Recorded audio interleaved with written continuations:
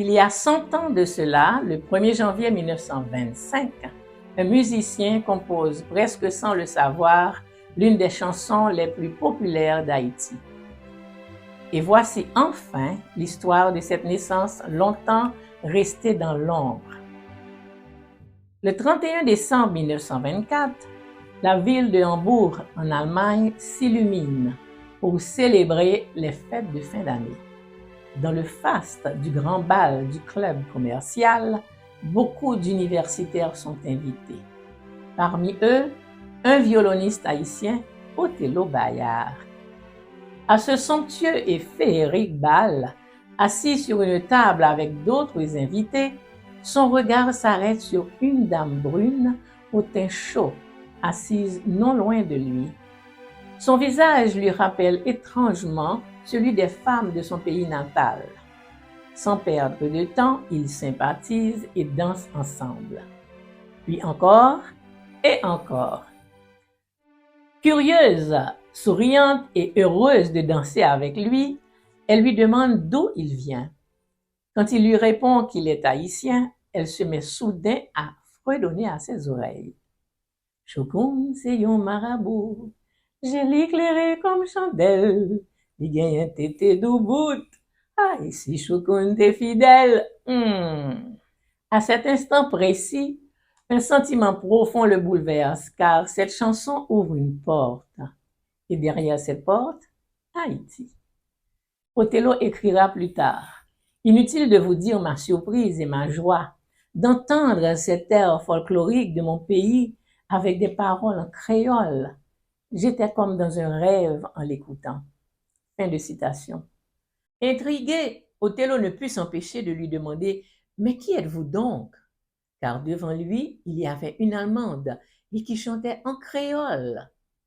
Avec un sourire, elle lui expliqua qu'elle était l'épouse d'un banquier allemand, un homme qui, des années plus tôt, avait vécu en Haïti et y avait passé une partie de sa jeunesse. C'est grâce à lui qu'elle avait appris cette chanson haïtienne en créole qu'elle fredonnait aujourd'hui avec aisance. Il faut savoir que la méringue Chokoun est née en 2 temps.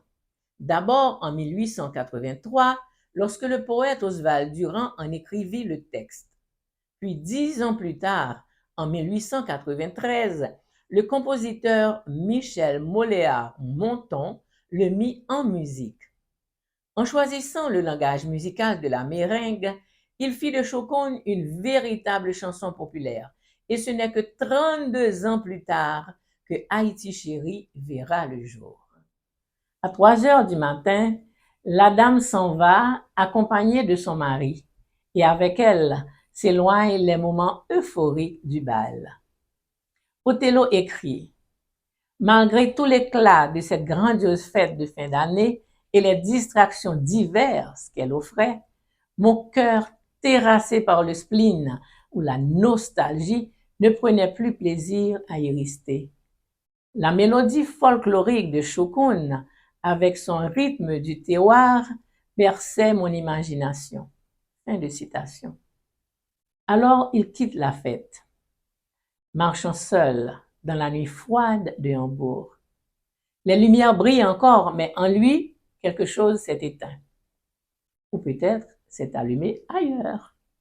Il écrira « Mon corps circulait dans Hambourg en fête, mais mon esprit était tourné vers Haïti, dont c'était la fête nationale du 1er janvier 1925. » Bien sûr, qui dit 1er janvier en Haïti, dit fête de l'indépendance, soupe au giromon ou soupe joumon, chant patriotique, fanfare, etc. Sa mélancolie est extrême, car les souvenirs bouleversent son âme d'artiste. Arrivé dans sa chambre, le silence l'accueille, il s'enfonce dans son fauteuil. Son regard se pose sur son violon. Son compagnon fidèle, qui à cette heure tardive doit se taire car la maison dort. Alors Othello fait autrement. Il écrit « Allant vers mon bureau, j'en tirai une grande feuille de papier, un crayon et une règle.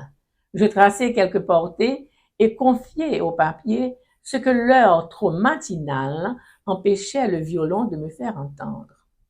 Ainsi prit naissance Souvenir d'Haïti, que le peuple haïtien baptisa plus tard Haïti chérie. Fin de citation. Tout compte fait, cette mélodie émerge dans un silence profond, écho fidèle de la nostalgie du musicien. Pour traduire l'intensité de ses émotions, Othello Bayard choisit le langage musical de la méringue haïtienne. Né du carabinier, première danse nationale décrétée par Jean-Jacques Dessalines, issue des danses africaines Chika et Kalinda, et du menuet français, la méringue devient pour lui un fil invisible qui le relie à sa terre natale. À la dernière note couchée sur le papier, la fatigue est extrême et Morphée referme doucement le cahier de la nuit, emportant l'artiste vers le pays de ses rêves, Haïti. Au matin, le violoniste s'éveille, fébrile, le corps encore traversé par les échos d'une mélodie esquissée la veille, noir sur blanc, mais encore muette. Il écrira: Au réveil, je sautai sur mon violon, et quelle ne fut pas ma joie d'entendre pour la première fois mon instrument transcrire fidèlement ce que mon imagination avait forgé pendant la nuit. Othello joue sa mélodie, il la rejoue, encore et encore. Sous les doigts du musicien, l'archet fait chanter le violon. Et le poète, inspiré, laisse couler les paroles qui arrivent sans effort, portées par l'émotion, comme un secret soudain libéré par la musique. Le 1er janvier 1925, à Hambourg et avant midi, loin du soleil, Souvenir d'Haïti ou Haïti chérie voit le jour. Cette méringue haïtienne et son texte poétique sont une réelle déclaration d'amour patriotique. Soudain, on frappe à la porte. Othello écrit: C'était une jeune dame distinguée, suédoise de nationalité, artiste, pianiste du Conservatoire de musique de Stockholm. Elle venait avec des fleurs me souhaiter la bonne année en réclamant avec insistance une copie de cette musique charmante dont elle entendait le rythme pour la première fois. Ce sera mon cadeau de nouvel an, me dit-elle avec conviction. Ce fut la première personne qui reçut une copie de Haïti chérie. Fin de citation. De retour en Haïti, dans sa ville natale, Les Cayes, le compositeur laissera son œuvre dormir encore quelques années. Jusqu'au jour où, à l'occasion d'une soirée musicale, des violonistes port-au-princiens découvrent la partition. Othello écrit: Après l'avoir joué ensemble, ils en tirèrent des copies et l'emportèrent avec eux à Port-au-Prince. Je puis affirmer que ce sont eux qui ont lancé et popularisé Haïti chérie. Fin de citation. Dès lors, Haïti chérie cesse d'appartenir à son créateur. De 1925 à 2025, elle a traversé le temps, transmise de génération en génération avec ferveur et passion. Des troubadours sur les plages, aux orchestres de chambre, dans les salles de concert, chacun l'interprète à sa manière, lui offrant 1000 visages, mais sans jamais trahir son âme. Vous remarquerez que malgré une formation classique, tant musicale qu'intellectuelle, Othello Bayard se tourne cette nuit-là vers la méringue, langage musical populaire aux balancements ancestraux profondément ancrés dans l'inconscient collectif du peuple haïtien. Il y associe le créole, notre langue la plus expressive. Cette alliance de la méringue et du créole a permis à Othello Bayard de traduire avec justesse l'intensité de ses émotions. C'est ainsi qu'a vu le jour Haïti chérie. Permettez que je vous chante le premier couplet.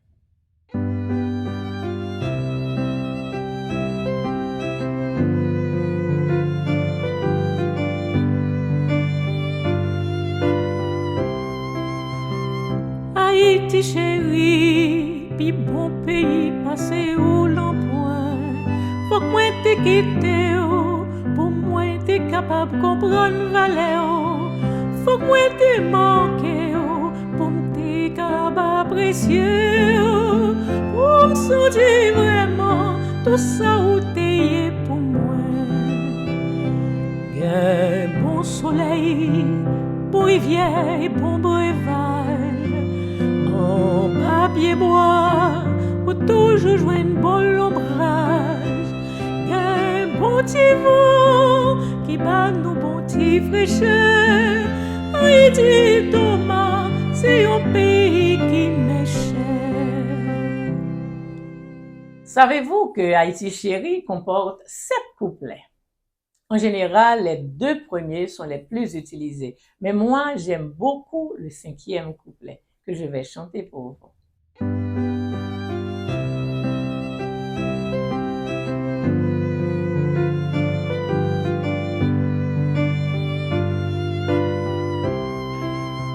Léo pays moi, côté au passé tout long chemin, c'est bonjour copain, et ma commère et petite la yo, ça ne pas ouais comme ça, moi hier rentré tibrin, pour nous boire qui choy, pour nous jouer de petits coups de zo. Fin bail l'homme, c'est rentré dans le grand palais. C'est politique, c'est mauvaise situation. Ça pour nous faire, c'est pour nous prendre jolier. Mais mon Dieu c'est grand, là-bas nous bénédiction.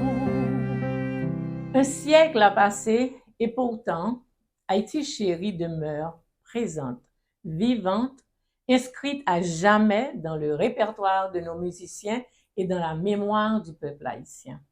100 ans après, nous avons redonné voix au témoignage écrit de son compositeur et levé le voile sur l'histoire oubliée de la naissance de cette meringue du terroir. Haïti chérie est la mémoire vivante de nos paysages, de nos coutumes, de la diversité de notre peuple et de nos rythmes ancestraux.